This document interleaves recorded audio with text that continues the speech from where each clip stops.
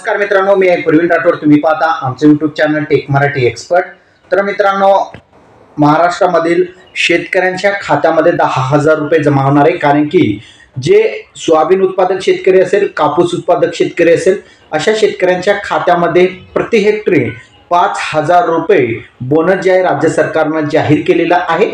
आणि 2 हेक्टर यापर्यंत मर्यादा ठेवण्यात आलेली आहे. म्हणजे ज्या शेतकऱ्यांकडे 5 एकर कमीत कमी जमीन असेल त्या शेतकऱ्यांना 10,000 रुपये या ठिकाणी जमा केले जाणार आहे. ही जी रक्कम असेल, तुम्ही ज्यावेळेस खरीप हंगाम 2023चा होता त्यावेळेस तुम्ही ई पीक पाहणी करताना कोणत्या पिकांची नोंद केलेली आहे त्यानुसार त्या ठिकाणी तुम्हाला हे पैसे मिळतील. ज्या शेतकऱ्यांनी कापूस असेल, सोयाबीन असेल, त्या पिकांची त्या ठिकाणी ई पीक पाहणीमध्ये नोंदणी केलेली असेल तर त्या शेतकऱ्यांना जो आहे हेक्टरी जवळपास 5,000 रुपये या ठिकाणी राज्य सरकारमार्फत दिले जाणार आहे. 2 हेक्टरपर्यंत ही मर्यादा असेल म्हणजेच तुम्हाला 10,000 रुपये या ठिकाणी दिलं जाणार आहे. फक्त आपण महाराष्ट्रामध्ये बघितलं की सध्या कापूस असेल, सोयाबीन असेल या पिकांना जो आहे योग्य तो भाव मिळत नाही.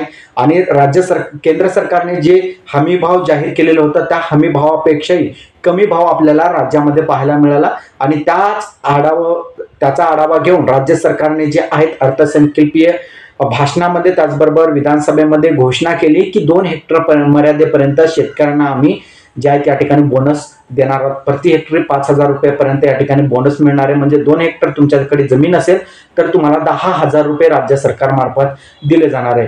तर अशा प्रकारे आजचा आपला महत्त्वपूर्ण अपडेट होता, ज्या अंतर्गत महाराष्ट्रातील सर्व शेतकऱ्यांना या ठिकाणी सोयाबीन आणि कापूस उत्पादक शेतकऱ्यांना या ठिकाणी 10,000 रुपये या ठिकाणी दिलं जाणार आहे. हा व्हिडिओ तुम्हाला कसा वाटला कमेंटमध्ये सांगायचा विसरू नका. चॅनलवर नवीन असाल चॅनलला सबस्क्राईब करून साईडच्या नोटिफिकेशन बेलला प्रेस करा. धन्यवाद.